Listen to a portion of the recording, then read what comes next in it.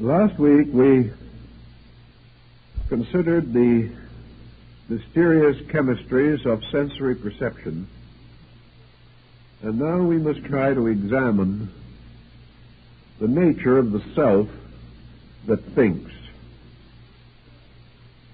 When we use this term, the self that thinks, we say it this way because most persons are convinced that the thinker in themselves is themselves. This identification of the being with its own mental processes has disturbed philosophy for a very long time and is beginning to disturb modern psychology. In the modern point of view, the future of man is rather dismal if his salvation depends entirely on his own mind. It is obvious that whatever this mind may be, it is not infallible.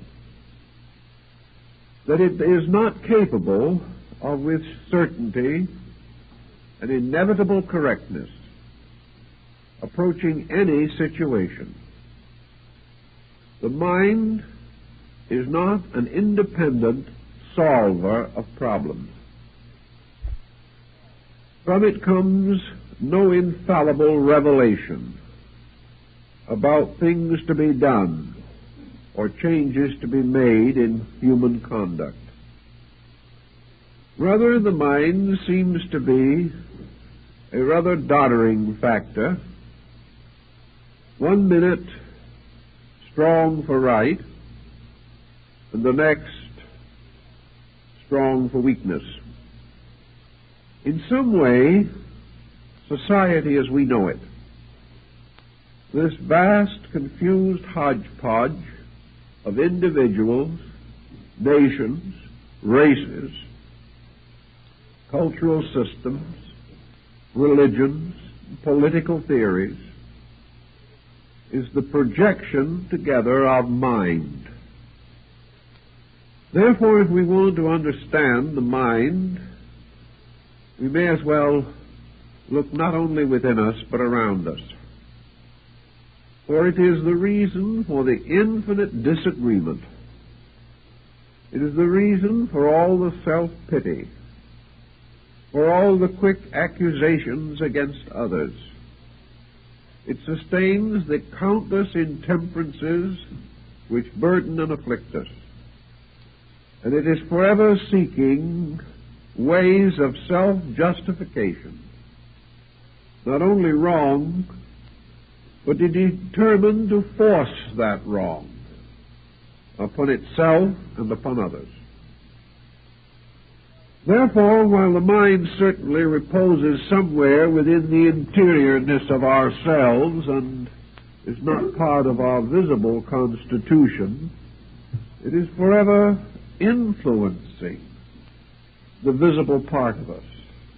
It affects our styles and our clothing. It affects our health. It ties us to most extraordinary and unreasonable occupations. It burdens us with pride, tears us down with grief, and continues to operate more or less with or without our consent. I've talked to many persons who were developing what might be termed in the old days mental miseries. Now you ask these people, do you want to be miserable? Are you enjoying this process of intellectually flagellating yourself? Do you choose unhappiness as your pattern for life? Most of these folks will say no, that they really want to be happy, but they feel like being miserable, so they are miserable. It seems as though the very nature of the mind is such that it refuses to rescue the person from the clutches of its own intensities. What have we to fight mind with except mind? How can we diagnose our thoughts except by thinking? How can we examine our knowledge without using our various mental faculties for this very examination? It looks, therefore, in many cases as though the judge is bribed and the jury corrupted. There seems to be no sense of escape from the tyranny of a faculty which occupies all the important seats in the cabinet of our executive government. We find everywhere notions carried along with splendid fervor and principles perishing from disregard.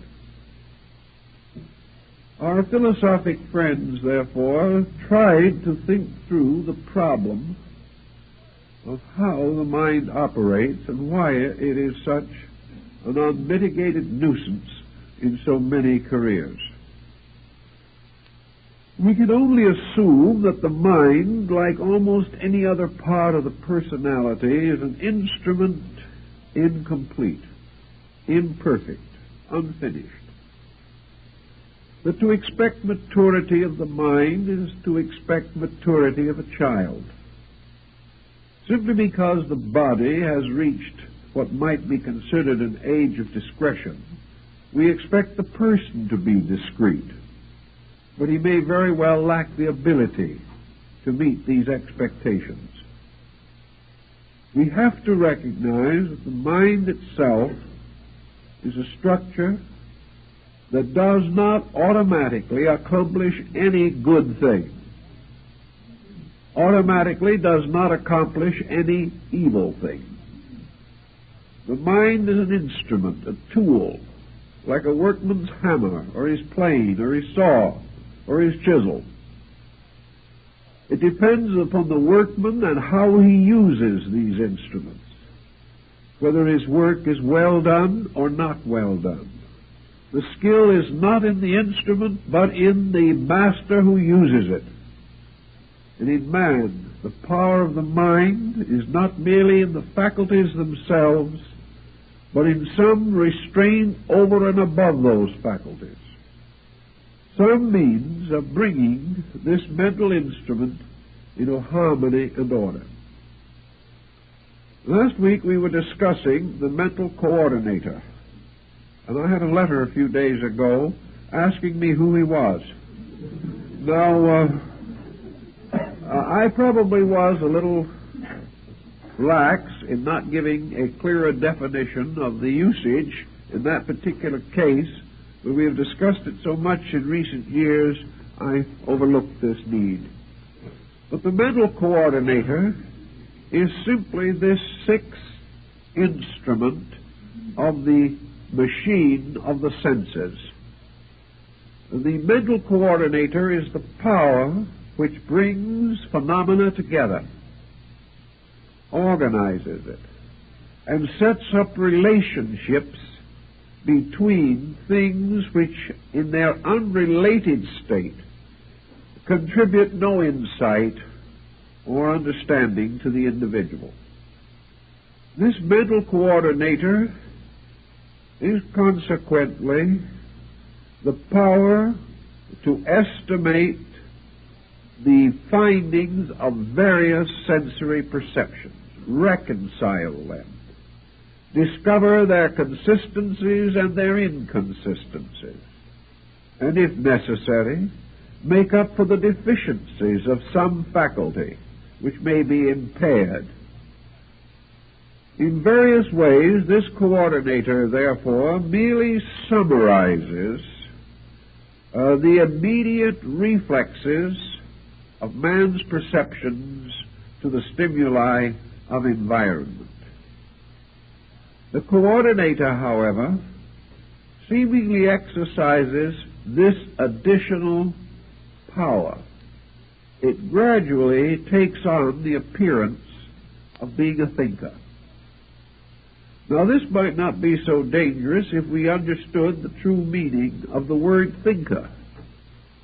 But we like to assume that this is some kind of a superior mental genius, a person with a vast reputation for erudition is referred to as a thinker. This should imply that he is sober, deep in his consideration of things, adequate in his experience to weigh, estimate, and measure the validity of report. It is also assumed that the thinker is moved by some deep principles within himself to think nobly, and to gradually recover from the phenomena of nature some concept of the universal plan to which this phenomena bears witness. The thinker, therefore, is a person who can answer the question, what does the universe mean to me? That means even reach out toward the opposing concept. What do I mean to the universe? Actually, however, we are not quite sure in practice just what this thinking process accomplishes. For example, what do we think? What is the process by which we stimulate ideas in the mind? Experiments have indicated that this coordinator, this thinker within ourselves, largely thinks in terms of words. In the German, the mental coordinator is a German, speaking the German language. Perhaps High German or Low German, or one of the dialects, according to the district from which it comes. This same mental coordinator may be Spanish, if the body is Spanish. It will think in the Spanish language. And one of the tests that comes to one who is studying a foreign language is when, after considerable effort and time, and perhaps a great deal of patience, the student of language suddenly discovers that he is able to think in the terms of the new language he is seeking to understand. The moment he can think in that language, he possesses it. The moment he can think in it, he can bring the various necessary words of conversation into the forepart of his consciousness at will. But until he thinks in the language, he hesitates, he falters, and he has none of that assurance or insight into the psychological values that accompany the different languages of the world. So when we think of God, what do we really think about?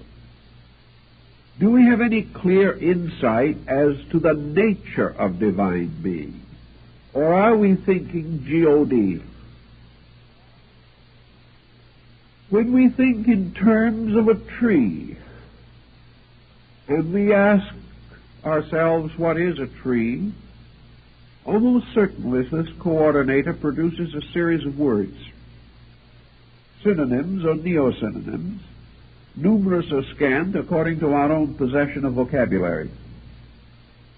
When we ask a person, what color is this tree? He says green.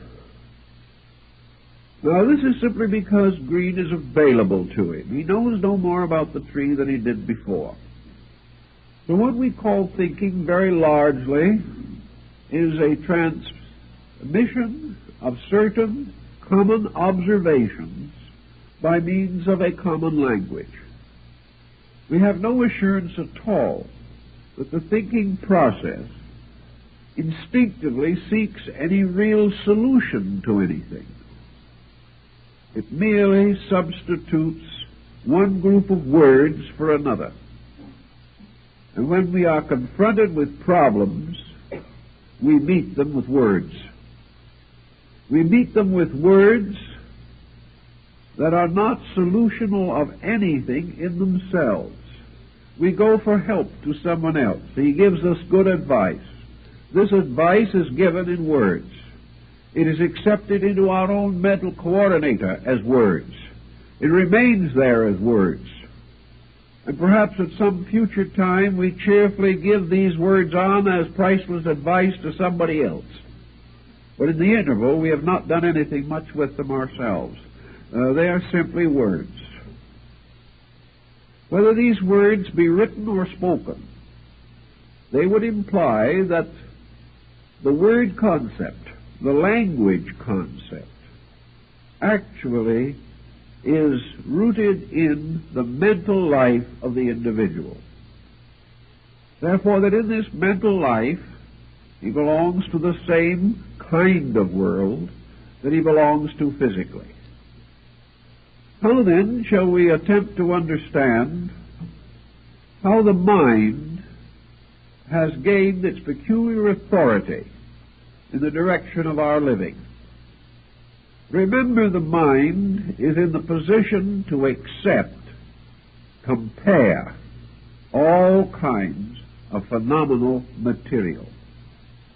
The mind also has a further ability within itself, arising from its own very nature, and that is that it can project its own conclusions in strict harmony with traditional experience or observation, but not beyond. Thus it may happen that the mind can perform certain useful functions. Supposing we stand two objects side by side on a table. One is a large melon, and the other is a small melon. We immediately turn our attention upon the problems suggested by the presence of a melon. The most simple, natural, inevitable process would be to attend to one melon and say, this is a melon. Attend to the other melon and say, this is a melon, and consider the deal closed. But we don't do that. The moment there are two melons, something happens. Instinctively, without realizing it or without knowing why we do it, we come to certain conclusions about our two melons. Somewhere arises within ourselves not only the discovery that there are two melons, but that one melon is larger than the other melon. This requires a little further consideration. We now have had to bring in the faculty of comparison. Then we may notice that one melon is a little riper than the other melon. This may invite that we eat the riper melon first. This is further testimony about melons. Now, there are many kinds of melons in the world which we know only by the names that they carry, which we have gradually, through common experience, learned to associate with a type of melon. Therefore, we may say to ourselves, this is a watermelon. This is a cassava melon. This is a cantaloupe. And the very process of so doing seems to bestow upon us some deep and wonderful capacity to grasp the significance of melon. Actually, it does not. If our common experience had resulted in a reversal of the names, we would have used them just as glibly. There is no essential knowledge of the melon to be gained by this type of consideration. But as we look at these two melons, there are other factors that introduce themselves. Once long ago, we went by a melon patch and saw how melons grew. Looking at the melon on the table, we may gain a reminiscence, a recollection of other things about melons. We may remember that an old friend of us told once how to test a ripe one. Almost instinctively, we're going to reach over and see how these live up to expectation. We are also going to begin to think of the value of melon. If these are standing side by side in a grocery stall, we want to know that the one we are buying at a certain price is what it is described to be. We also remember that on a certain occasion we ate too many melons and got sick. We also cannot overlook the fact that we have only certain facilities for the preservation of fruit. Therefore, we must not load in too many melons, or our icebox or refrigerator will be overstocked. All kinds of side thoughts come up to us about melons. Now, what are these side thoughts? Are they a wise old master of melon mysteries expressing itself through our personality? Actually, it is not this at all. We are not coming to sage and wonderful individual conclusions about melons. What we are really doing is digging out of our memories what we already know about melons. And if we know nothing, nothing is going to come out. And if the information that we have in there about melons is wrong, wrong information is going to come out. If the information was reasonably correct, we suddenly have available to us in one place at one time in a coordinated form that which we subconsciously already know about melons. No more, no less. This, what we call thinking, is very largely trying to remember what we have already observed about something. It is trying to bring to bear upon our own need something that at one time occurred to another person whom we knew. This is a kind of vicarious way of thinking. Very few people use it intelligently. Then we are also calling upon our education for all kinds of facts that we gained through the years of schooling. Our schooling was poor, the facts are defective. As we go thinking along, which is largely remembering, we are apt to come to serious holes in our recollections. During the week when we were home with the chicken pox, things happened in the schoolroom that we were not there to attend. So somewhere along the way, some fragment of information that might normally have been available to us is just not available. Therefore, in the midst of a seeming knowledge about something, we find ourselves in an immediate state of ignorance. This immediately recommends some consideration or some procedure, especially if the need is immediate and urgent. Therefore, we have encyclopedias, we have dictionaries, we have neighbors, we have all kinds of resources, and if all else goes bad, we can write a long letter to the Secretary of Agriculture, who is always rejoicing at such correspondence, which comes in by the ton. But we are immediately going to try to find out something, but only if that which we desire to know is involved immediately and directly in some challenging situation that seems to have some benefit for ourselves. So much for the common way in which we put together what available facts we possess. The second consideration is that we have to put together facts that are not visible, are not physical, and were not directly received through the sensory perceptions except by means of transmission. We had to use the senses to read about them, or the senses to hear someone else tell us about them. But the senses experienced only transmission, not the fact itself. When someone tells us how life is at the North Pole and we have never been there, his communication does not give us the experience that he had, but it gives us a certain transmission of common or ordinary facts which may have certain utility. So in the problem of abstract things, we are not able to depend immediately upon personal experience. So we have created great systems of learning.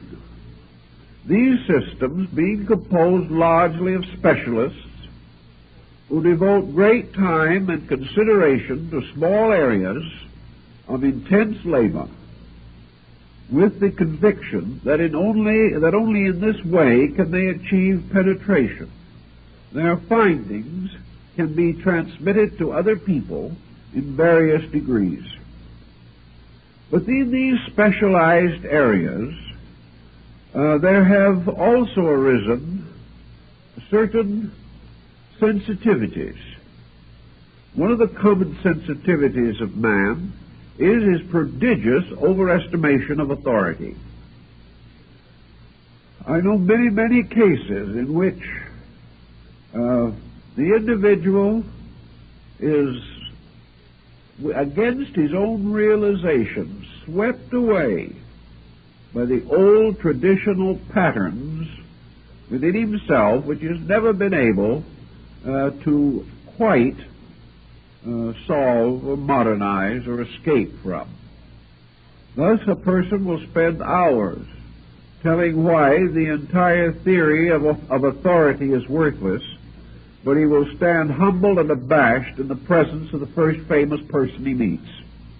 Whether the famous person knows anything or not isn't even important. He is famous. So we still all go out looking for autographs, cut buttons off of people's coats, read with tremendous avidity the scandals of popular heroes, and are deeply impressed by the mere fact that things seem famous or important. Out of fame and importance, therefore, we have developed a sensitivity. And this sensitivity causes us to become peculiarly responsive to what we term authority. Now, responsiveness in this case is merely the activity of a point of attention. If we are not convinced that the person whom we are intending to investigate is important, we have little interest in it. If we do not think his ideas are good, we do not want to bother with them. But if for one reason or another we regard him as exceptional, then we focus attention upon him, becoming more aware of him, more aware of whatever communication that he may make. And the communications of the famous are therefore etched more deeply into our subconscious memory than the communications of those for whom we have little particular respect or interest. Even the communications of those we hate are more deeply traced than those about whom we are indifferent. It follows from this that gradually we have turned over a very large part of the so-called thinking process to formularize solutions to problems. We allow our educators to determine what we need to know. We allow them to tell us when they think we are educated. They do this by conferring upon us a mortarboard and a diploma. We then are convinced, not by anything we know, but by what they have told us, that we are ready to go out and seek fame and fortune. We have been given such instruction as our way of life seem to feel should be impressed upon the subconscious substances of memory. Thus we have our education behind us. And we have it there forever, as long as we live, to be drawn upon for various attitudes, for various beliefs. If our education was highly specialized, there are some areas in which perhaps we are particularly skilled. But this is compensated for by the fact there are other areas in which we know practically nothing. Today, what we know is largely determined by what our race, our world, our culture believes to be knowable or believes to be worth knowing. If general opinion is that a subject cannot be known, we spend little time or attention with it. If we do not believe that it is worth knowing, we are also inclined to give it scant consideration. In this way, a small group, leaders, powerful personalities in various areas become the shepherds of our destinies. They determine what we shall think and how we shall think, not by an immediate despotism of their wills, but by the type of nutrition they feed the mind during the formative years. All the time also that this information is being fed into us in various ways, we are also subject to another series of pressures which might be termed the response of the senses to the observed phenomena of life. We hear from educators, particularly those who have some of the old-fashioned Scottish metaphysical point of view, that the honorable man is going to succeed. But our eyes, ears, noses, and throats seem to reveal to us that the dishonest man succeeds quite admirably, and if anything, simply exploits the honest man more audaciously. So what we observe does not always agree with what we are taught. We are assured that our religion is a source of great spiritual consolation, so we receive a certain amount of it. We are not sure, however, in practice or in the testimonies of the senses that religious people are living what they claim to believe. And just as the small boy is torn between parental advice and parental example, which may not be even consistent, man growing up finds the mental coordinator torn between the dogmatic instruction that is poured into it and the much more sprightly experiences with which it is daily confronted. This results in what might be termed divided allegiance. This divided allegiance nearly always ends in some kind of a mental dilemma, which we may call confusion. Things do not seem to work out as we expected them to, perhaps because we tried to work them out on one level while our expectations were on a different level.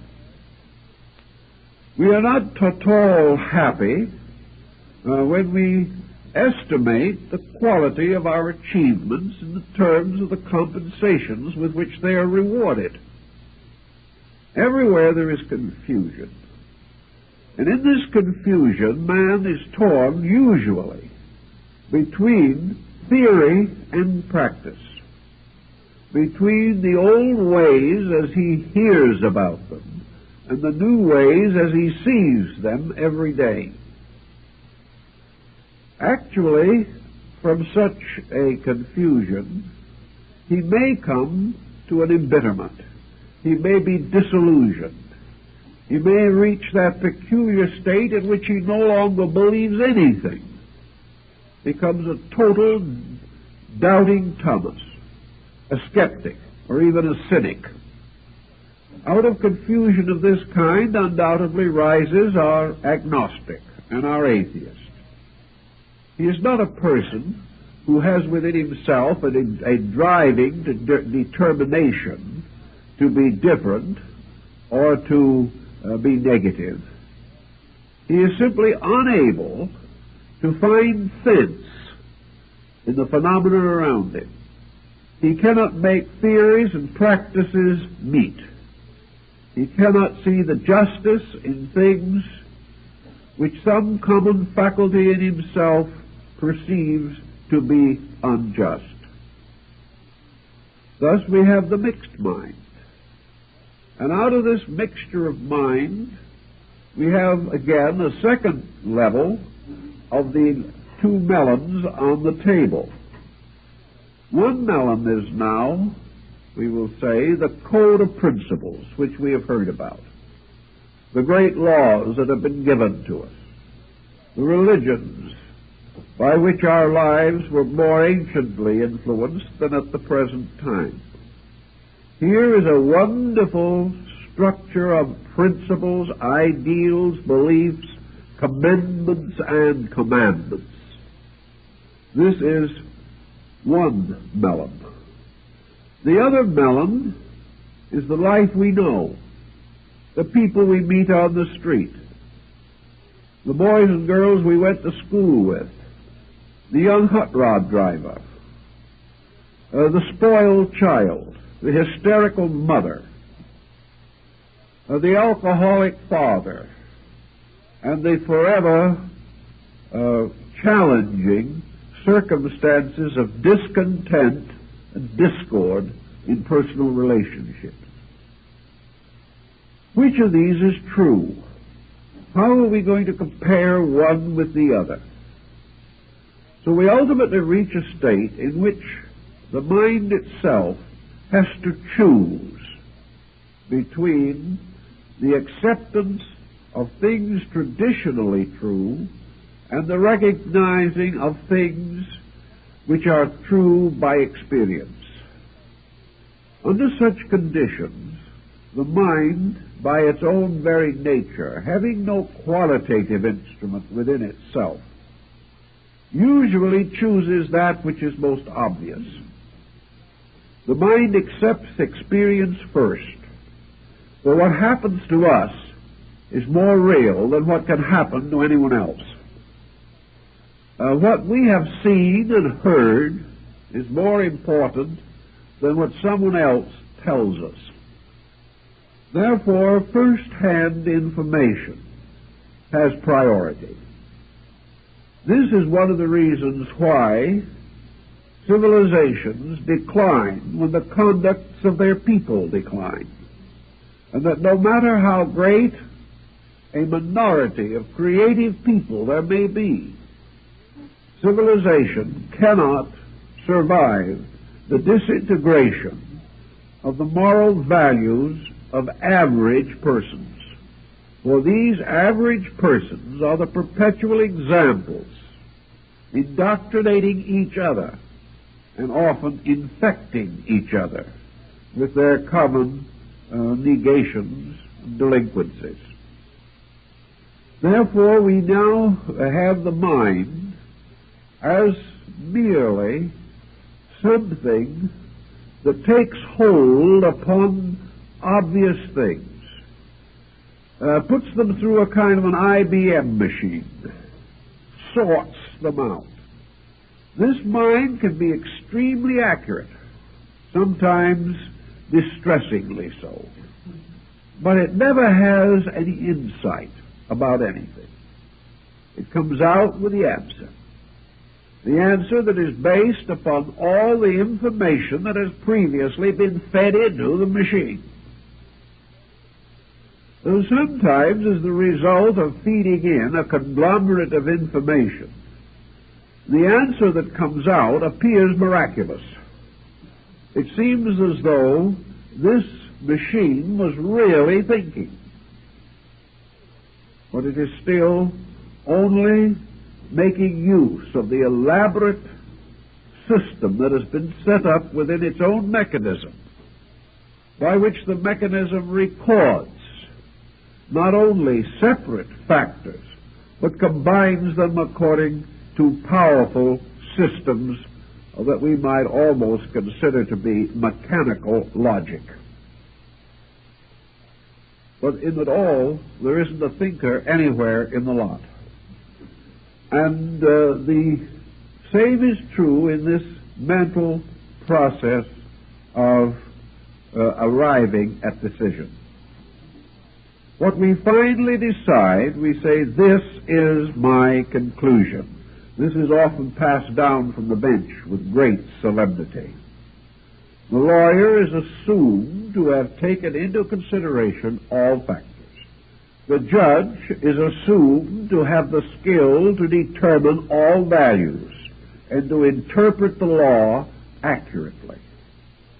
If you ask a judge about this, he will smile probably, and he will point out that to the degree that he is a good judge, he is an IBM machine.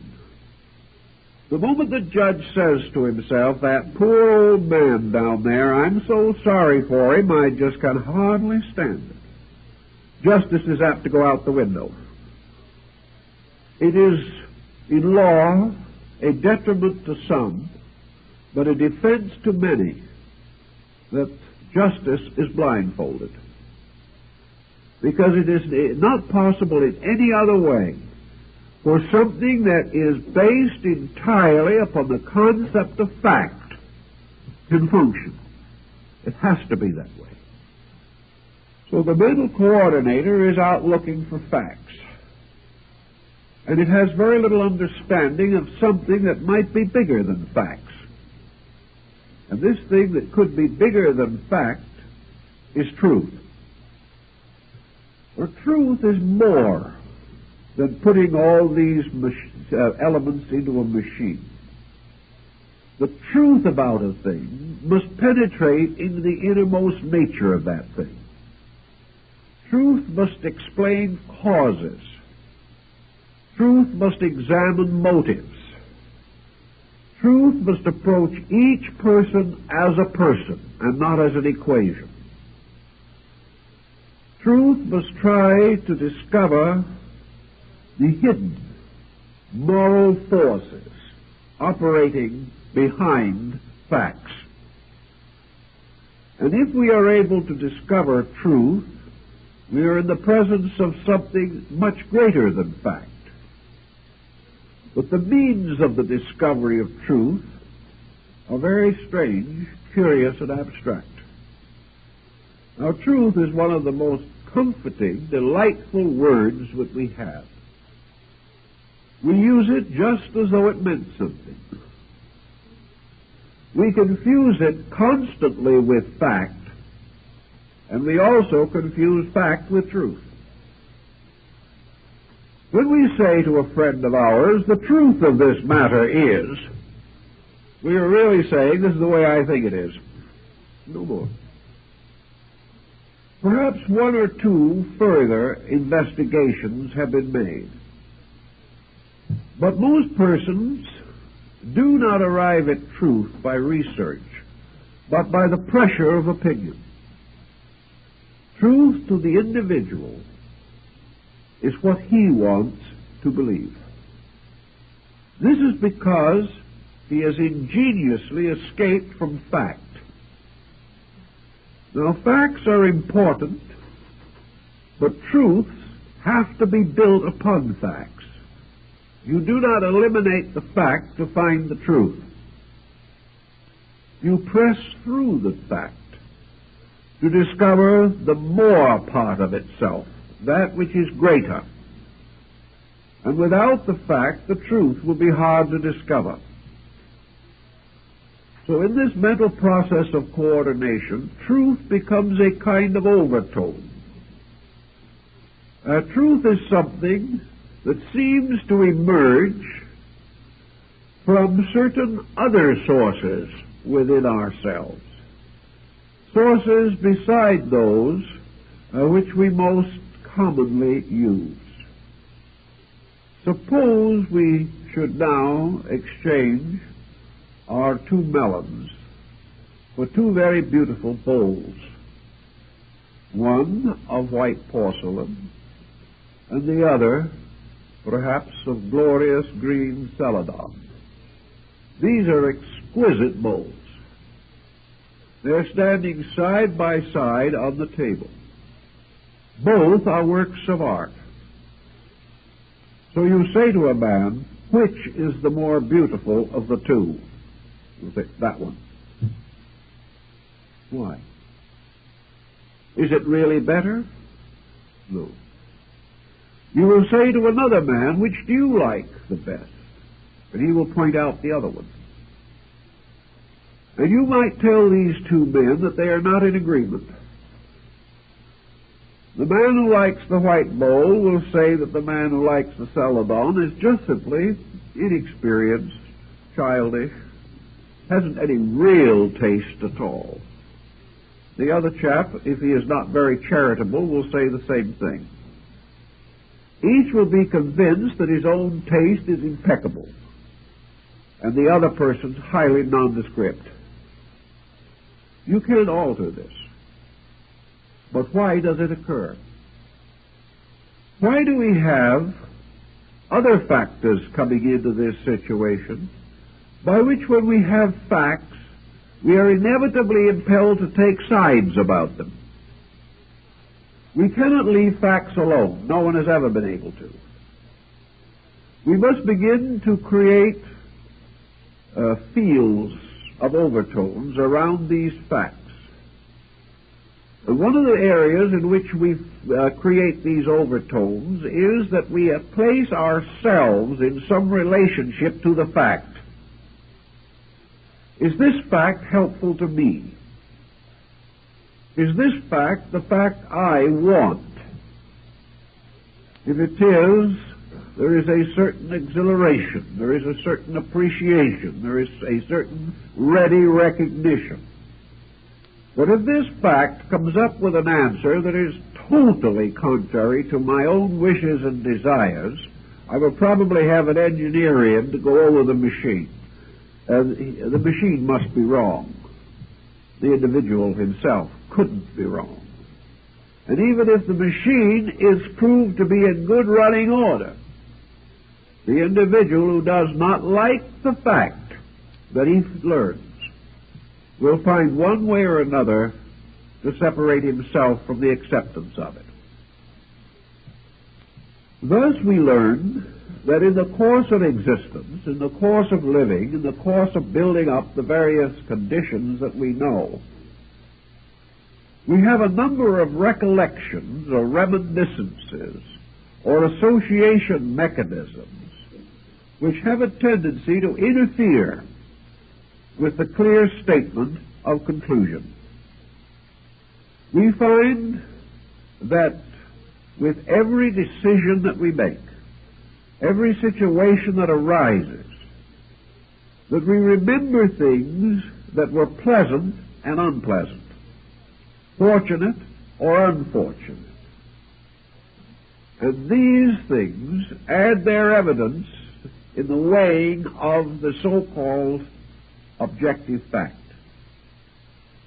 To the simple processes of this IBM procedure, therefore, we add certain experiences at large, experiences that float around and will arise under many conditions and in very strange patterns, experiences which cause us to reject or cause us to question or cause us to exploit the so-called facts, not just to recognize them and go on with them.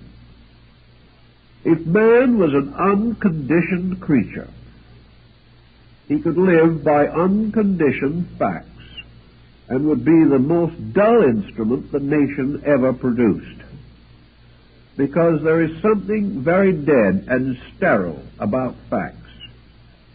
It is difficult to get up and work into a state of enthusiasm on the fact that rains fall or that the tides ebb and flow. These things perhaps can be made into something of significance by the poet, but in the daily experience of living, facts by themselves are not meaningful. Facts are only challenges by which we must come to some extended opinion or conclusion within ourselves. Facts mean what they mean to us. And because we do not have any clear center by which meaning is assured, we go on our grand old way of endless speculation, endless opinion, and continuous conflict with others about the validity of ideas. There is no answer to this in the world as we know it today. There are points in this procedure that have interest to us in our daily living, in the problems that we must all encounter. I think the most important basic lesson is that the study of the mind reveals to us that we simply cannot afford to be pig-headed. We cannot afford to assume that we are always right. We cannot afford to assume that our own thoughts are always important. And we have no right to assume that we really like the things we say we like, or really do not like the things we say we do not like. All of these conclusions arise from a set of factors that are not dependable.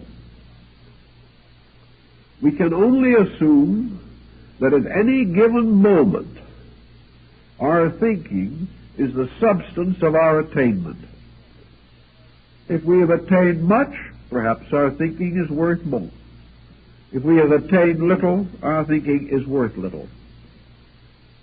This would be a wonderful way to relieve the world of one of the heaviest plagues with which it is afflicted, egotists. The egotist is the person who has overwhelmingly abdicated in favor of the infallibility of his own mind. He is convinced that this mind is always right because it is his, and that other people's minds are no better than they should be, but his is far better than it could ever hope to be. The egotist is not always a terrible monster, although occasionally we do produce monstrosities in this area. The average egotist is simply a comparatively ignorant person who doesn't know it, who in one way or another has built defenses against realities, has tried desperately to achieve some form of status, who is desperately desirous of being heard, of being appreciated, of being respected, of being admired, without very many basic qualifications. Thus he must advance himself. He must be his own press agent. He must try to impress other people. And he usually finally impresses them with his own ignorance. But perhaps they do not wait to tell him, and he goes happily on his way. But egotism in every department of life is dangerous to clear thinking and to the solution of any of the essential problems of living. There is one wonderful thing we can all do, and that is relax and suspect that there are things that we should know that we do not know, and that we are not going to pass final judgment on anything or anyone until we know more than we know now. This is tremendously helpful in arbitrating what might otherwise be violent head-on collisions. And the worst part of it is there are so many martyrs to these collisions who have died because they thought they were right and they were never right in the first place. We find this true in many different theories of life. We find it true in politics. We find it true in the arts and sciences, where tremendous patterns of opinion have gradually taken over, and individuals are convinced, each in his own case, that his group, his side, his faction is completely right. The other person is completely wrong. This is never more evident than at election time, when people who know none of the candidates become violently upset over the vices and virtues of people they've never met and about whom they know nothing except what appears in a highly prejudiced press. The mental coordinator is best served by the individual gradually supplying it with additional information,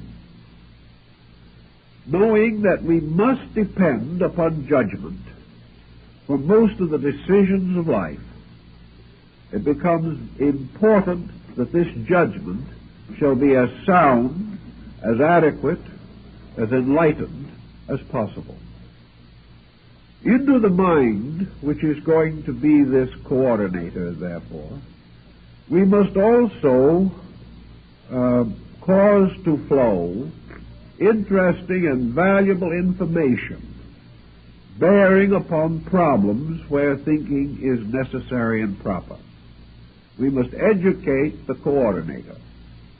This only means that we must provide it with more material upon which to arrive at conclusions. Perhaps our problem calls for a larger IBM circuit than we have. We had the $25,000 machine, but suddenly it looks as though we needed the $190,000 machine.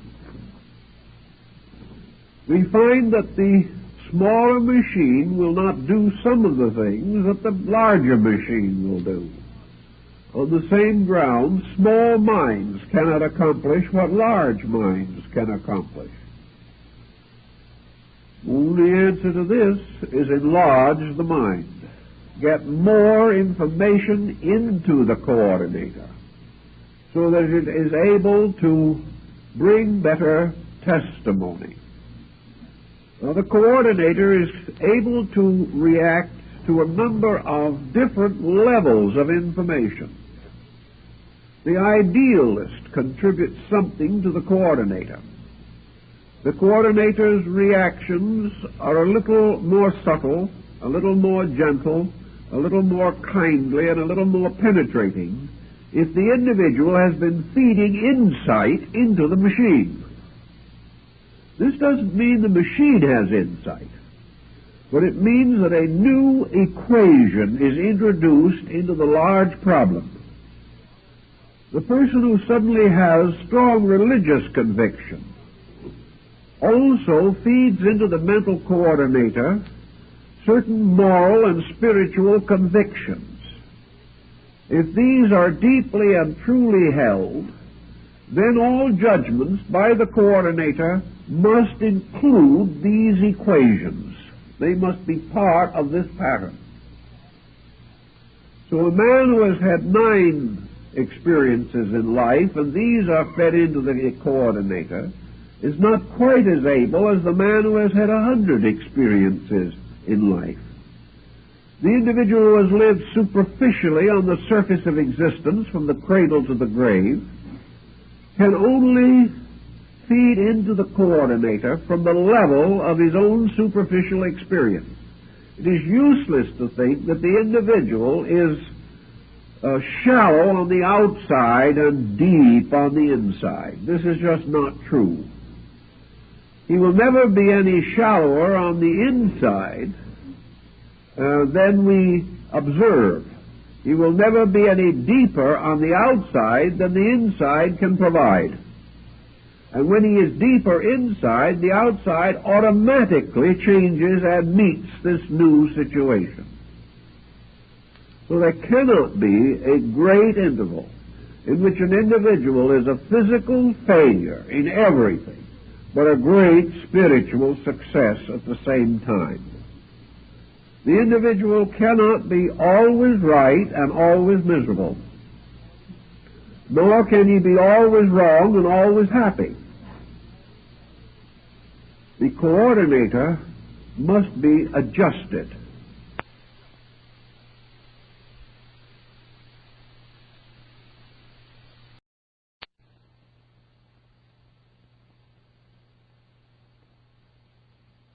It is then necessary to use the mind primarily to reveal its own shortcomings to itself.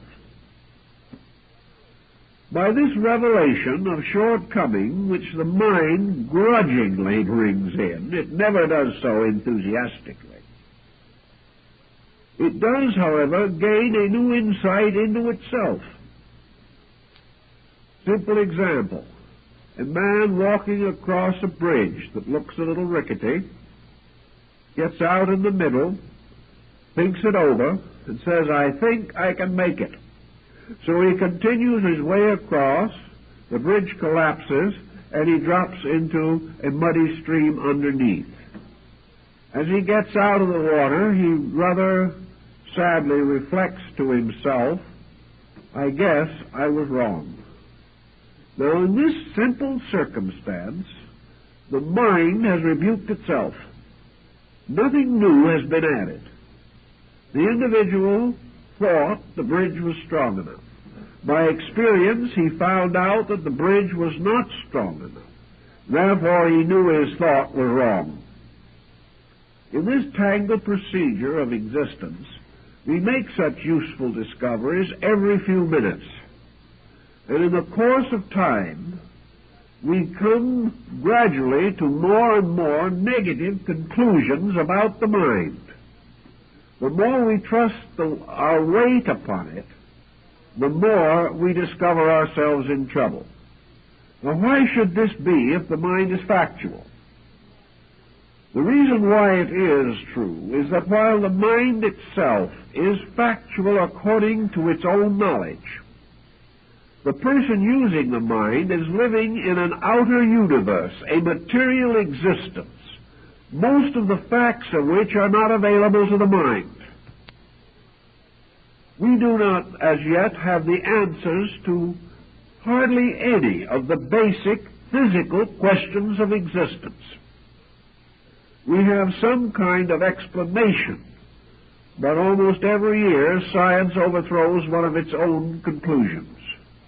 Science is a kind of mental process, using the same coordinating instrument. And science is supposedly able to teach itself because it is theoretically willing to admit its own mistakes. It remains close to its facts, and when these are proven wrong, it drops them. Man, however, in the same position, when proven wrong, clings to his error and dies with it. The coordinator is therefore able to discover its own inadequacy. It tries to apply the common knowledge and finds this inadequate. It tries to apply personal experience, but finds that an experience is never actually identically repeated. Therefore, there is always something in the new situation that the old experience did not quite take care of. Then we have to race on to some kind of judgment about it. And in this problem of adapting old experience to new problems, the possibility of error again intrudes. We cannot, with absolute certainty, say that the mind of man is capable of making him happy here and now in this world. If it is not able to do this, then man must either accept misery or must find some way to remedy the situation within his own mind. Nearly all of the ancients agreed that ignorance was the common cause of all disaster. And ignorance is simply a mental coordinating machine with no cards being fed in.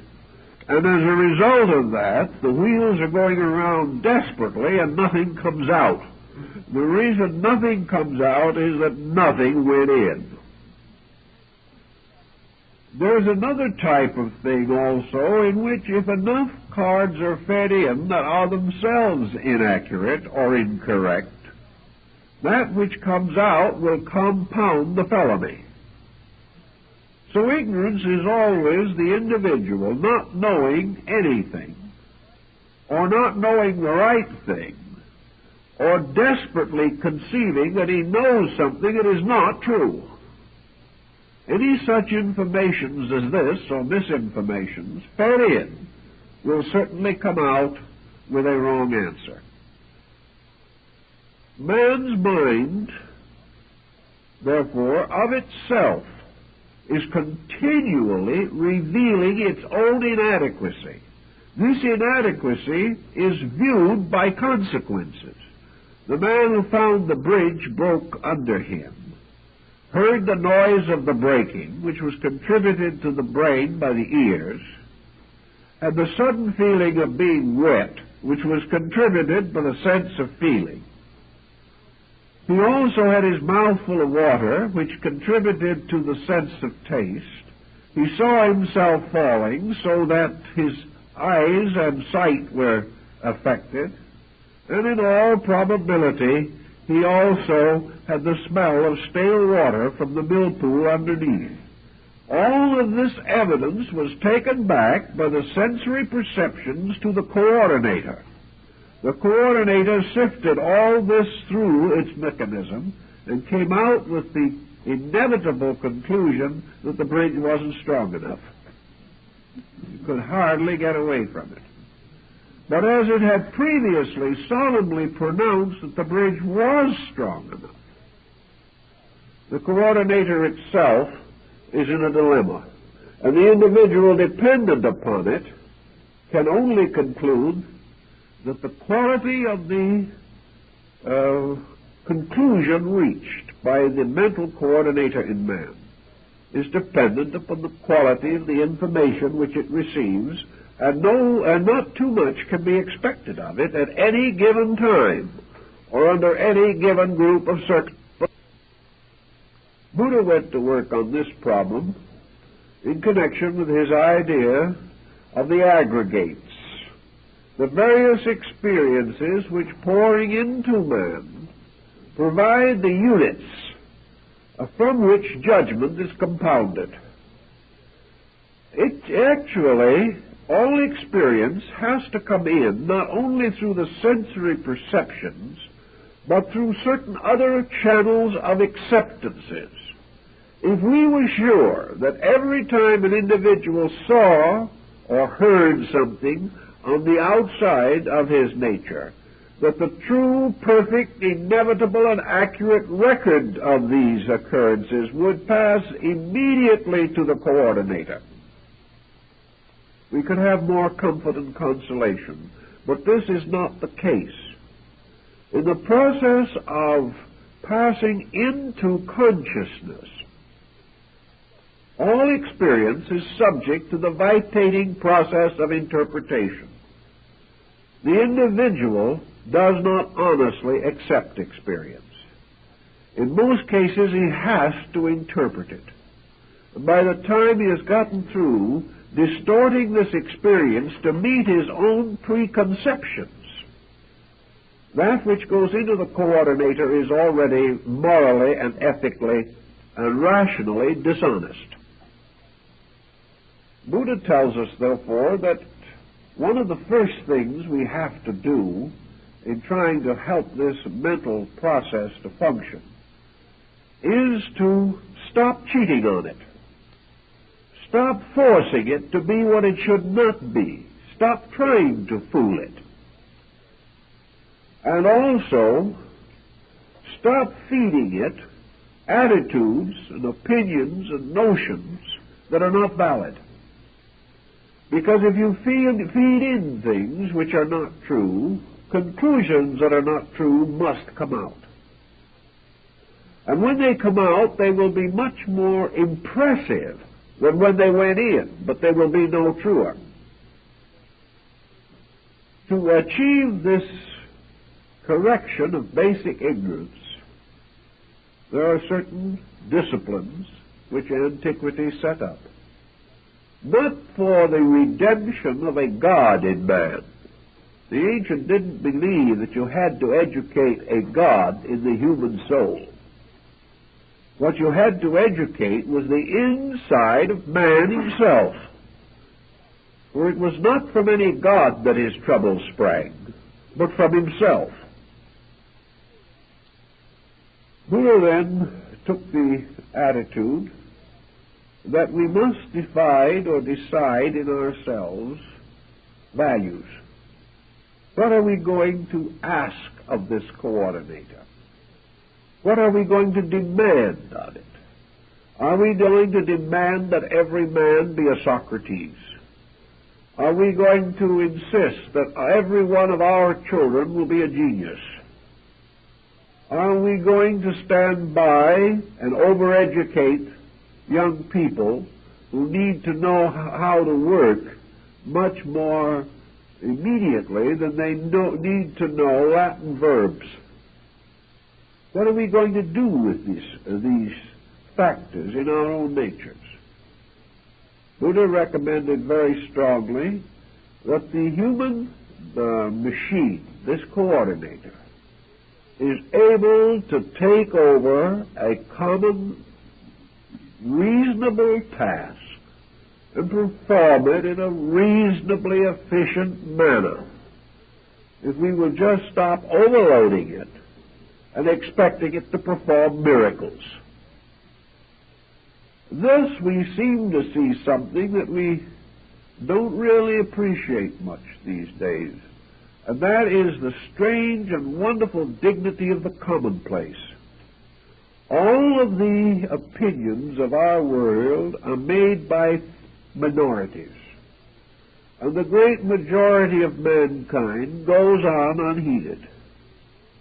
And yet there may well be more genius in the commonplace than there is in the exceptional. For ages we have recognized the strange integrity of the folk. How wonderful honesties rest in simple people. How the world's securities have for centuries been maintained by what we commonly call the middle class of people. The people who were sound within themselves, who had principles, who lived within their means, who made no pretenses to virtues they did not possess. They lived simply, and they lived naturally, and they expressed themselves in the simple words they understood, and they were truly the salt of the earth. Every civilization that has ever collapsed has collapsed because of the corruption of its middle class. And this middle class, therefore, may be likened to a moderate-sized machine, a coordinator that is probably all man really needs. Certainly a coordinator which ages of evolution have made available to him. If he doesn't crowd it, if he doesn't pack it, if he doesn't try to run it too fast, if he doesn't attempt to cheat on it, this coordinator will serve reasonably well. It must, however, be given proper care, proper guidance. The machine must be kept in good order, and most of all, it must be operated by a trained operator. If you don't have that tossed into the situation, your repair bills are going to greatly exceed your original investment. So we have the operator that has to run this machine. Though in this particular case, the operator himself seems to be almost part of the machine. But the operator is a level of intelligence originating from the machine, but strangely separated from it by a certain overall experience which the machine itself cannot completely convey.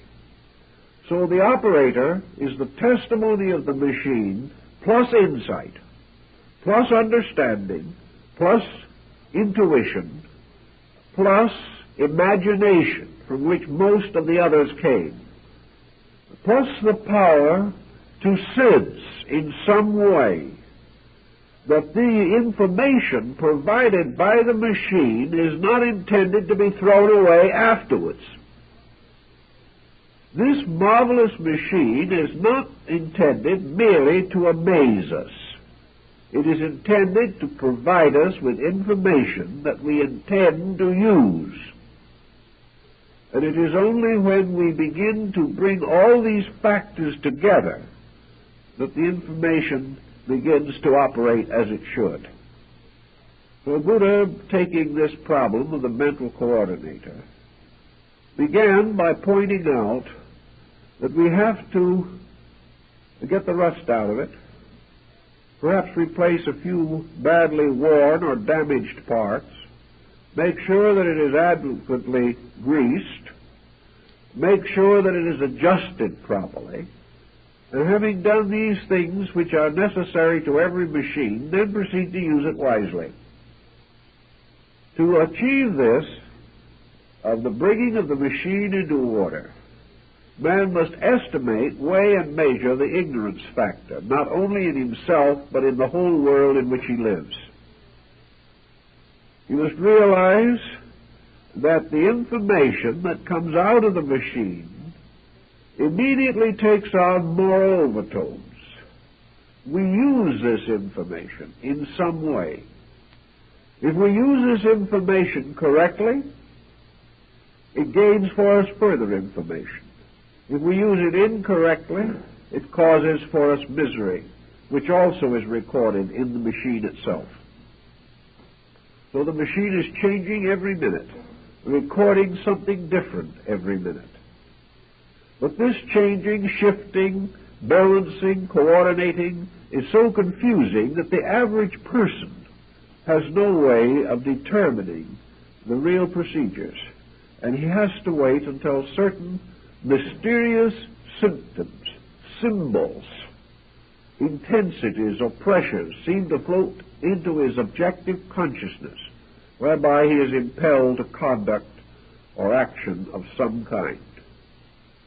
The mental coordinator being what it is, the person must simplify all reactions.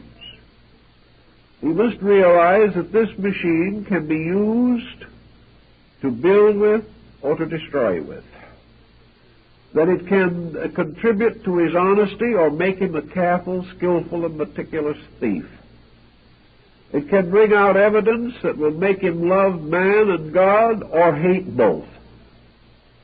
But what comes out can only be according to what goes in. Every verdict must be the reasonable interpretation of the factors involved. And this type of verdict often leaves the person on the horns of a dilemma. One mistake begins to breed another. One excess suggests another. And the coordinator goes right along, providing us with all the information which is natural to it about these things, and with no moral compunctions whatsoever, because it doesn't have any. But the occurrences themselves that follow these applications of specialized knowledge have moral consequences in terms of life.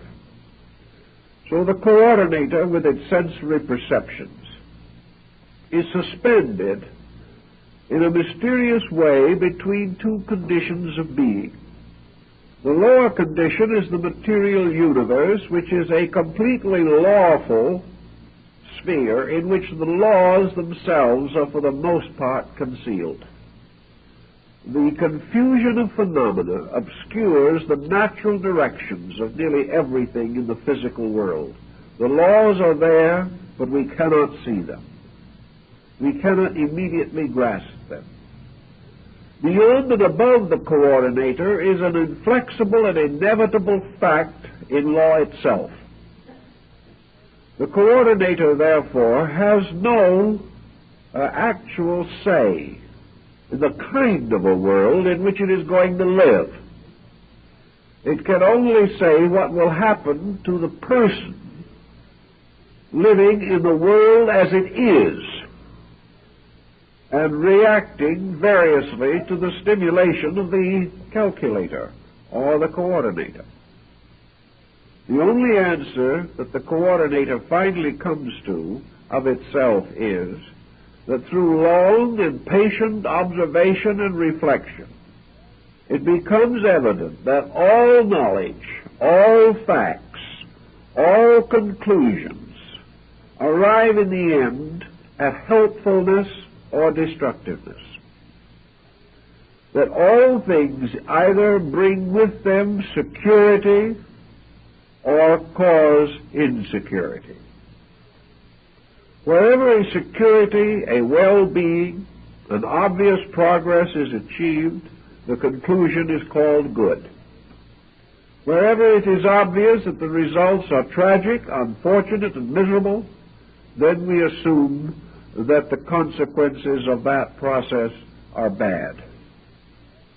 So everything that the coordinator does leads to something, leads to an application which in turn has implication. Thus, Buddha tells us that the individual must use the coordinator itself to slowly organize his material relationships with existence. Now, he must then call upon the different levels of the coordinator. The highest level of it is the abstract level. And here the facts are usually known only by tradition. But into this higher level are certain abstract convictions, beliefs, or ideas that seem to have great validity. These must be called upon. Also, there is a middle level in the coordinator, in which it is obvious that growth or change moves things upward or downward, towards the better or toward the worse. And there is the lower level of the coordinator, which simply concerns itself with creature comforts, which concerns itself with immediacies, in which the immediate takes precedent over the real, and the instant dominates eternity. These different levels, each has experience according to itself. And the individual has to work through these levels through the patient guidance of the machine by which he thinks. Having realized that he can do things for this machine and to it, that in his rage he can break it, or that because he is a good operator it will last longer in his keeping, whereas if he is a careless operator, defects appear much sooner in the mechanisms. He has much to do with maintaining the efficiency of the instrument. And for him, in his daily living, efficiency means the increase of the factual and the truthful content, and the gradual building into the coordinator of things which, when they come out, will be pleasant, happy, constructive, and useful. If, then, we take into this coordinator an overwhelming grief or an overwhelming grievance, the wheels go round, and in the end there comes out something that is morbid and unsatisfactory and destructive to our peace of mind. There's only one way in Buddhism to prevent this, and that was to stop the inflow of it, to gradually reduce the intensities of the things which bombard the calculator. Thus, Buddha holds out for fact, but not for the exaggeration and the distortion of fact. He points out, for example, that there is no reason why men should not be comfortable. There is no virtue in misery, even for great causes, unless it's absolutely necessary. But the individual cannot afford to make comfort his total purpose for life. When he is willing to sacrifice honor for comfort, he's in a bad way. Therefore, he has to determine the amount of intensity that he can afford to bestow upon any one of these factors or coordinating elements. If he is able to gradually reduce his own illusions about things. Illusions which arise not only because the coordinator is organizing existing information, but because it is carrying the karmic load of previous information. The individual comes into this world for only one reason, namely because he is ignorant. Now, this is a disillusioning thought. Yet very few people in their right mind can ultimately come to the conclusion that they are here in reward for something. There seems to be only one excuse for being here, and that is that there's something the matter with us. The more we know people, the more we come to the common conclusion that we're all in a little trouble. For we have not excellence of penetration and perfection of judgment to start with. We haven't fallen from perfection into our present state. We are slowly climbing out of imperfection, one awkward step at a time. That's the reason why we are here. Because we are here, we can improve. And the individual who can no longer find any grounds for improvement is dead already. Having decided that we can improve, we must discover how, in what way, and by what means. Buddha says that we can improve definitely by getting emotion and pressure out of our relationships with life. As long as every relationship between the coordinator and the outer life is pressured by the inordinate intensities of the sense perceptions, we will never get a faithful judgment or an honest report on anything. The only way we can really feed the coordinator useful knowledge is by making a program out of finding this knowledge, doing something with it, and providing it in an attractive, usable form to the coordinating factor. If we wish to study botany, we can, in 8 or 10 years of specialized study, feed into this coordinator enough specialized botanical knowledge so that we can make this field our profession, can gain some reputation in it, and can, upon demand or upon our own interest, identify countless forms of plant life, understand at least the outer forms of their processes, and gradually we'll gain some insight of other things from our great familiarity with plant life. Burbank discovered many wonderful fragments of universal philosophy from his love of plants. But Burbank worked with plants. He learned the facts. He fed these facts into the coordinator. And as a result, he came out with judgment, understanding, and security so far as those facts were concerned. But when he was asked to come down to San Francisco and take a pulpit and preach in a church, Mr. Burbank didn't have his facts anymore. It wasn't his world. Somebody took it for granted that because Burbank was a good man in horticulture, he should make an excellent preacher. That is the burden of being famous. You're expected to know many things you can't possibly know. As a result, Burbank said things which were totally inconsistent with his own convictions. He was so confused as a timid little old gentleman who had no experience with these things that he couldn't be heard beyond the third row, which was perhaps just as well. And he went home heartbroken and misunderstood, and an unkindly press made a miserable situation for him, simply because he was totally out of his field. Now, this happens to everyone. We are all totally out of our fields if we go beyond that which is the common knowledge which we have attained. But we can specialize various areas. in the effort to become more proficient in those things most needed at this time for our growth and integration.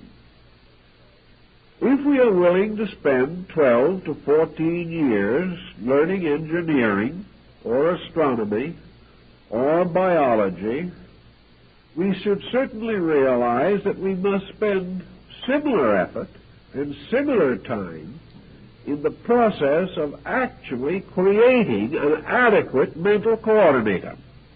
This will not be handed to us on a silver platter. We are not assured of it because our parents were brilliant people. We are not in any way safe as far as our mental equipment is concerned until experience itself proves that we have a large measure of common sense. The problem then is to cultivate it, to develop it, to feed into this integrator, this coordinator, the type of information which will result in a well-ordered life. That by the constant procedure of physically experiencing contact with other things, we come to valid conclusions about the meaning of this type of contact. We are not deceived by appearances. We are not victimized by the intensities of our own emotions. We do not blame other people because we are in trouble because of our own ignorance.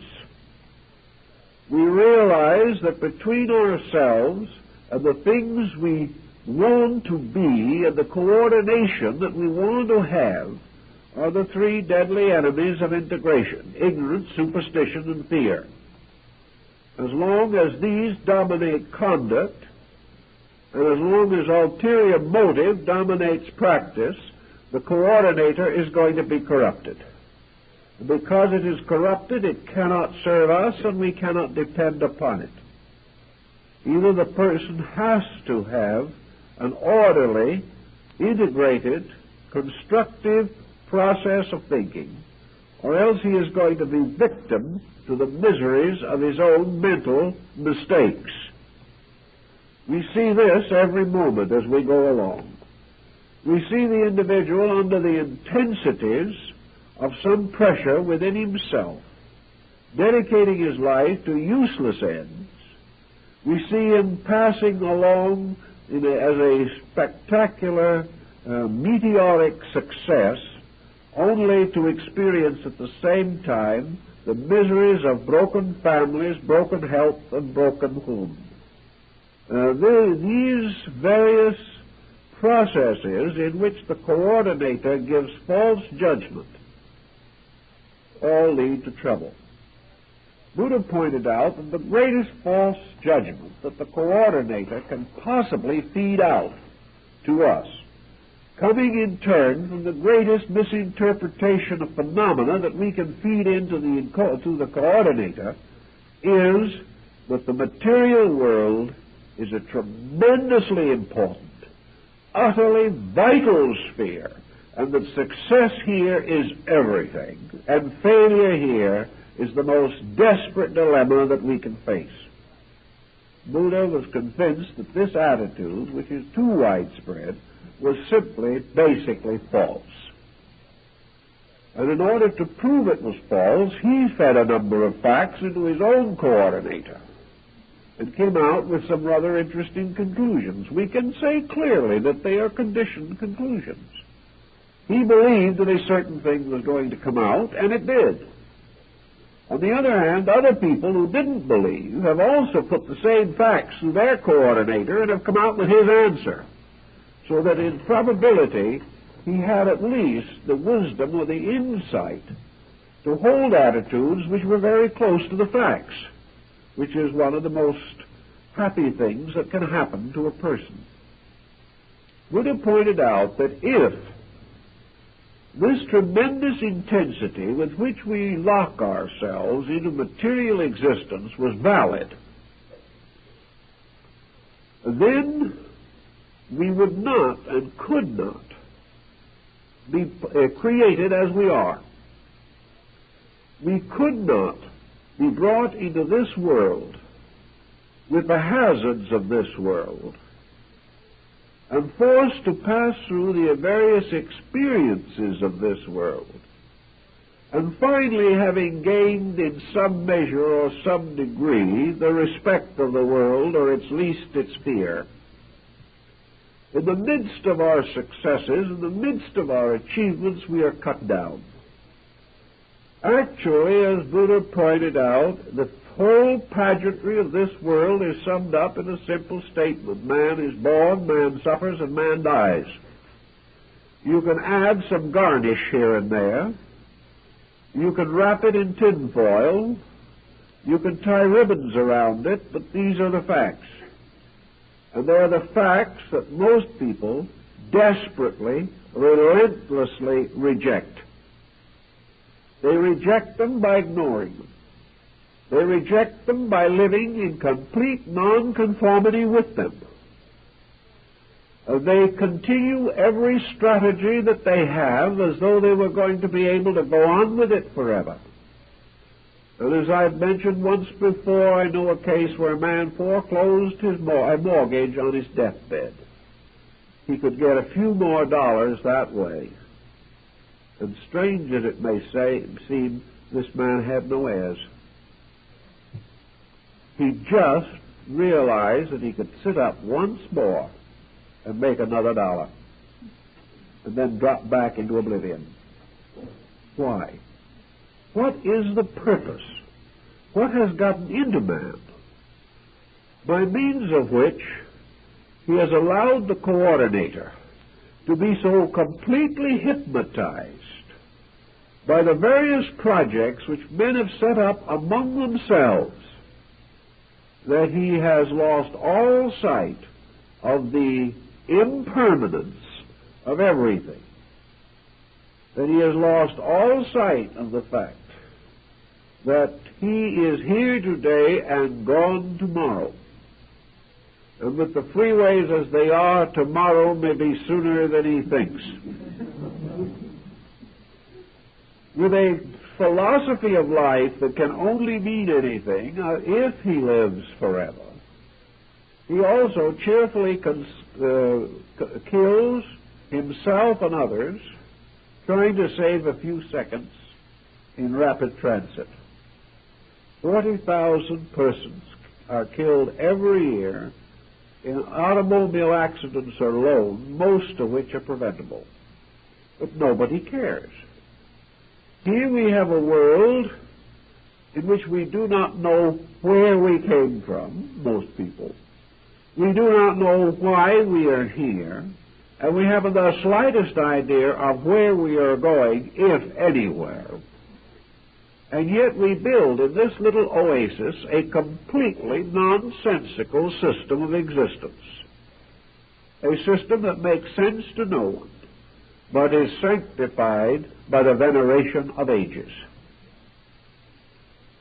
Buddha said this acceptance of this system, this belief that it has to be right because it had always been that way, the fact that we have to be in style because otherwise we are ridiculous, causes us to overlook the fact that the style itself is ridiculous, and that by following it we can only look worse than we did before. Everything is according to a pattern based upon the approval of other foolish people for the foolish things that we do.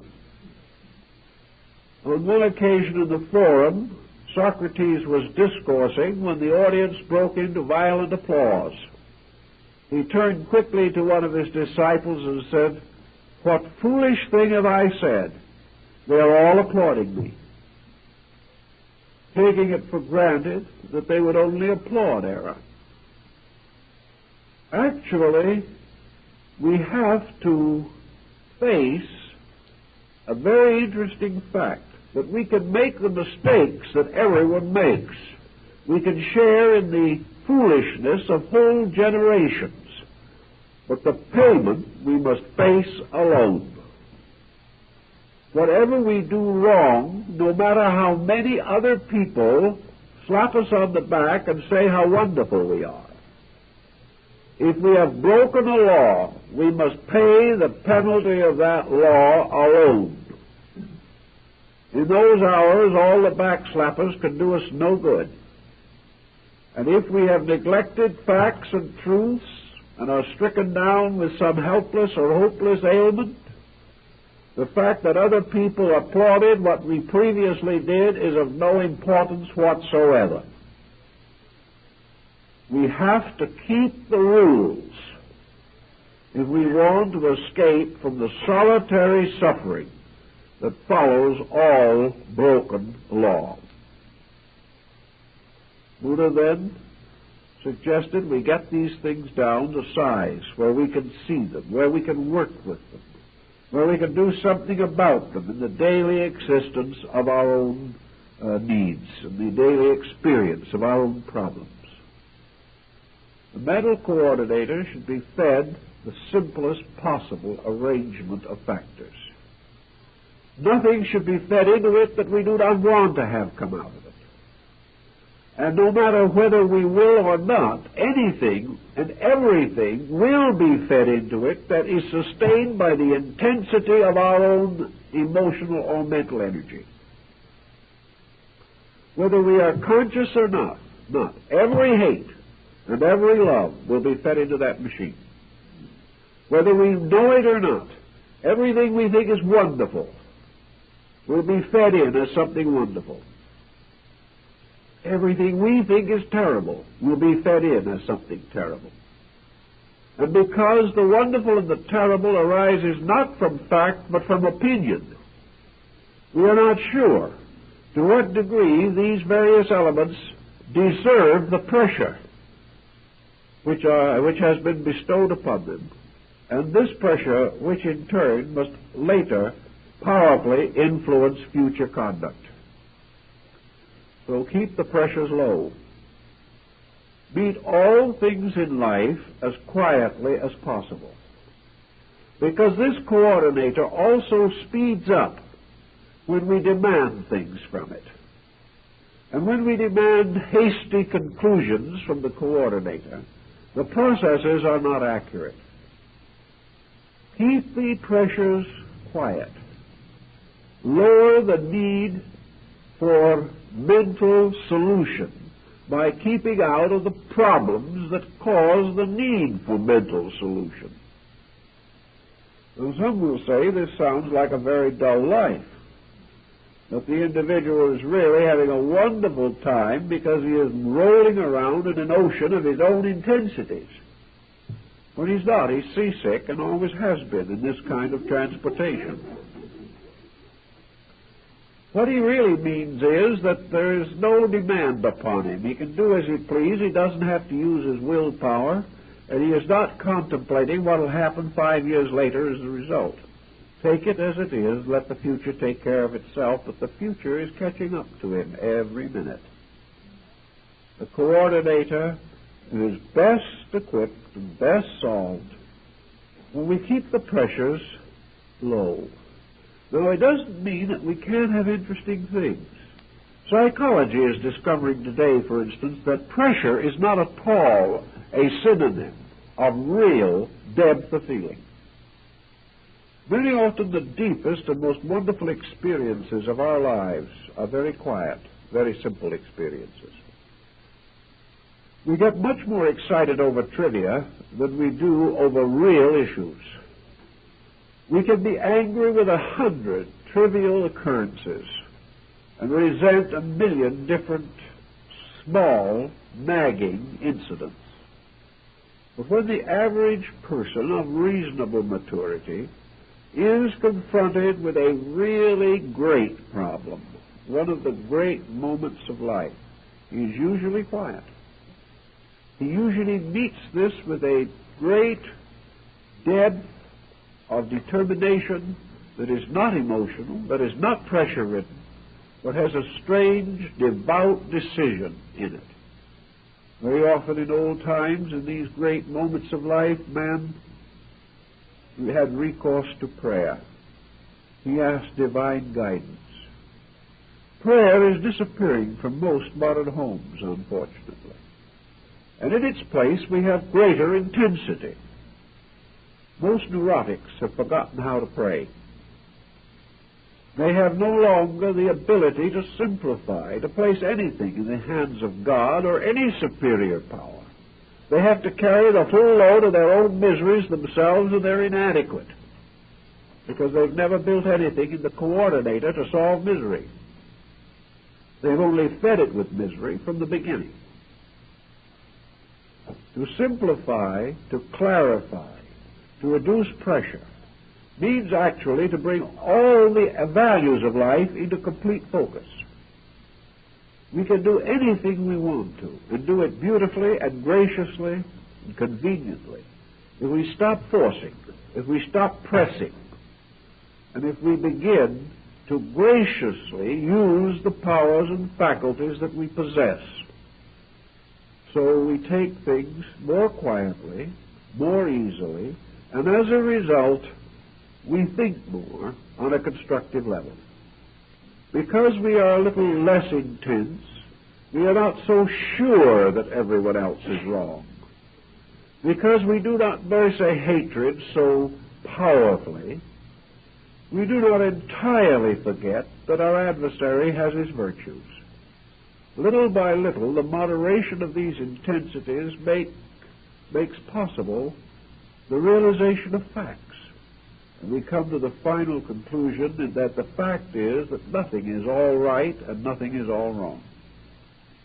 Having thus taken the edge off of these tremendous upheavals which force a mass of erroneous statistics upon the coordinator, we find that the processes of the machine itself begin to smooth out. The answers are no longer dogmatic. They are suggestive answers, things to help us. The conclusions are no longer infinite and inevitable. Rather, they reveal rather clearly that they are according to the facts available. They are not dogmatic. They always allow that other facts could exist and undoubtedly do exist. But little by little, by this procedure, we reduce our living to a reasonable, practical, livable level. We find pleasure in things that do not entirely agree with us. We get a new concept of this problem of togetherness. To us, togetherness means that the other person must have the same allegiances that we have, must agree with us, must like what we like, must dislike what we dislike. And this is especially a problem for children in divided homes. Actually, togetherness means nothing of the kind. Togetherness means that neither person is an egotist. And by this virtual law alone, they can get together very pleasantly. It is never a problem of somebody being always right and somebody being always wrong. As soon as we get rid of that tremendous false overtone of infallibility, which we do not merit, we will find that it is possible to share differences and in that way enrich both persons. We are not really benefited because other people think the same way we do. We are benefited when other people can lead our thinking, not in their direction, but in the direction of a greater truth. The adventure of sharing new ideals is the real privilege of togetherness. But today it depends largely upon the fact that one person has a dogmatic attitude and the other one accepts it. This is about the same type of togetherness that we used to find in the two horses on a beer truck, where one horse did all the pulling and the other horse let him. And this is the way it has always been. In the working with this mental coordinator, which is not a person, but a process in our personality, it is just as surely the monument to our collective nature as our physical possessions are monuments to our ingenuity or our tenacity in certain areas of activity. As we build houses, so we build characters. As we grow, we develop new internal attitudes which help us to grow further. And growth is a process that begins wherever you start. At any moment, the individual can begin to improve the processes of his own consciousness. He can do it by relaxing away from the various intemperances and intolerances of attitudes which lock the coordinator. He can develop an open mind, a seeking mind, a searching mind. He can rejoice in new ideas instead of trying to exterminate them. He can be glad that other people do not agree with him, but hopes that everyone of good sense agrees with themselves to at least a reasonable degree. If we had this type of thing, we would have no religious intolerances. We would have none of the race intolerances that burden us. For all intolerances represent some defect in the proper attitudes of the mind. And where the mind is so perversely affected that it cannot find solutions, it then begins to create antagonisms and discords. If man had devoted of half the energy to the solution of his problems that he now expends in objecting to other people, the race would be in the golden age long ago. But we cannot break through these patterns. And unless we do, we live and die with them. And the person who says that this mind is himself is correct to the degree that it represents the sum of his present attainment.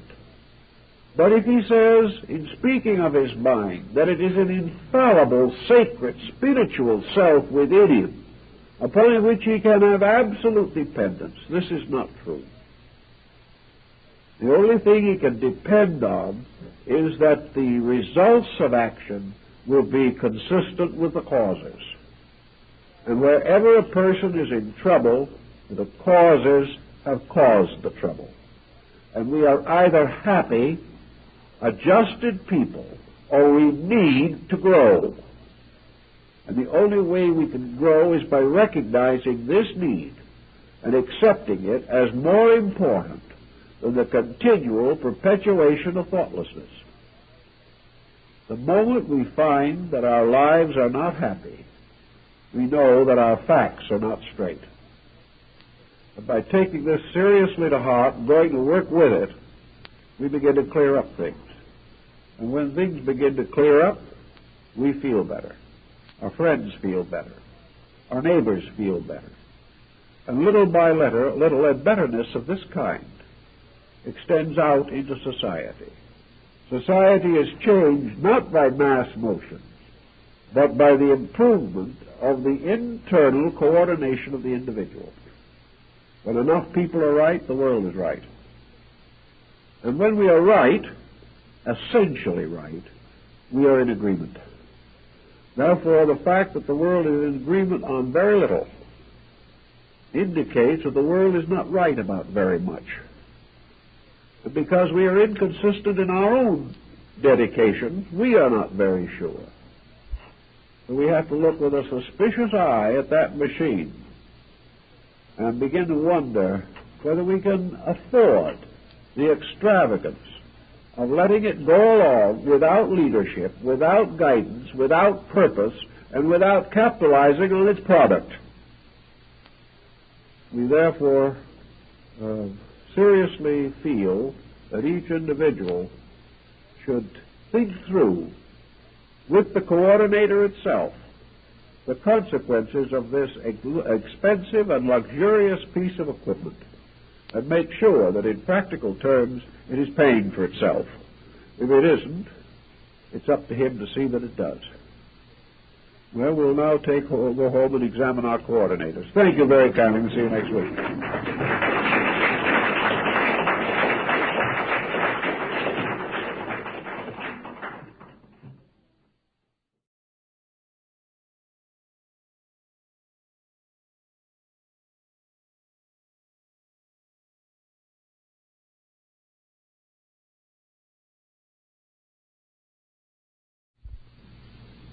Last week we considered the mysterious chemistries of sensory perception, and now we must try to examine the nature of the self that thinks. When we use this term, the self that thinks, we say it this way because most persons are convinced that the thinker in themselves is themselves. This identification of the being with its own mental processes has disturbed philosophy for a very long time and is beginning to disturb modern psychology. In the modern point of view, the future of man is rather dismal if his salvation depends entirely on his own mind.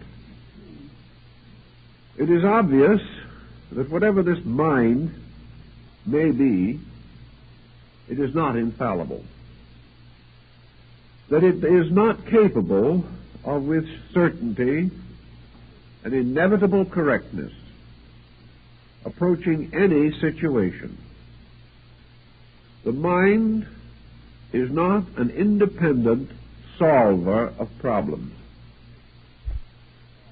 From it comes no infallible revelation about things to be done or changes to be made in human conduct. Rather, the mind seems to be a rather doddering factor, one minute strong for right, and the next strong for weakness, discretion.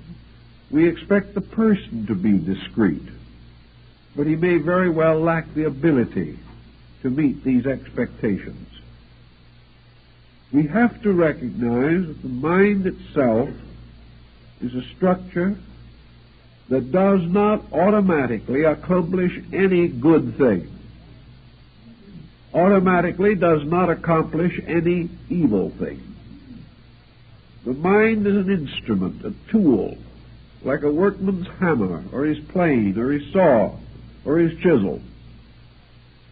It depends upon the workman and how he uses these instruments, whether his work is well done or not well done. The skill is not in the instrument, but in the master who uses it.